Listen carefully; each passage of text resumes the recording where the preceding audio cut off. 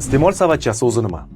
Iste'mol savatchasi tushunchasini joriy etishda va uning ilmiy talqinida Birlashgan Millatlar Tashkiloti muhim rol o'ynaydi. Bu tushuncha fanga birinchi marta o'tgan asrning 70-yillarida Birlashgan Millatlar Tashkilotining Oziq-ovqat va qishloq xo'jaligi tashkiloti tomonidan kiritilgan.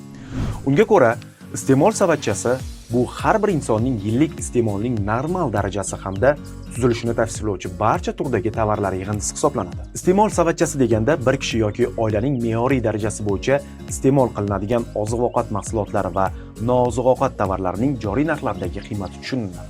Muayyan vaqt davomida inson hayoti va uning salomatligini saqlash uchun zarur mahsulotlar, tovarlar va xizmatlar, ya'ni ovqatlanishi, kiyinishi, kommunal va boshqa xizmatlar hamda dori-darmonlarni xarid qilish uchun yetadigan mablag' tirikchilik uchun zaruratning eng kam miqdorini aniq belgilash iste'mol savatchasini tashkil etadi. O'zbekiston sharoitida iste'mol savatchasiga non va non mahsulotlari, go'sht va go'sht mahsulotlari, o'simlik yog'i, shakar, kartoshka kabi 13 turdagi guruhlashtirilgan oziq-ovqat mahsulotlari, shuningdek, ro'zg'ordagi maishiy texnikalar, muzlatgich, televizor, changyutgich, kir yuvish mashinasi va hokazolar kiradi. Uy-joy, avtomobillar mavjudligi ham iste'mol savatchasining manbasini tashkil etadi.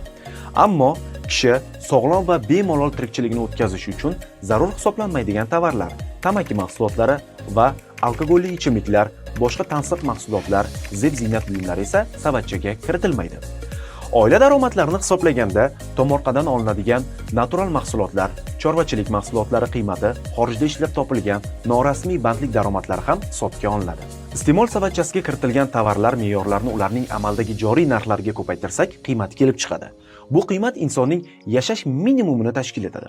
Lo'nda qilib aytganda, iste'mol savatchasi aholi oladigan daromadlar, xarajatlar, narx-navo, uy-joyga egaligi kabi jihatlar bilan belgilanadi. Iste'mol savatchasiga kiruvchi tovarlar va xizmatlar to'plami har bir mamlakatda turlicha. Uning tarkibi davlat darajasida belgilanadi. Bunda mamlakatdagi tabiiy iqlim sharoiti, iqtisodiyot, ishlab chiqarish salohiyati kabi omillar hisobga olinadi.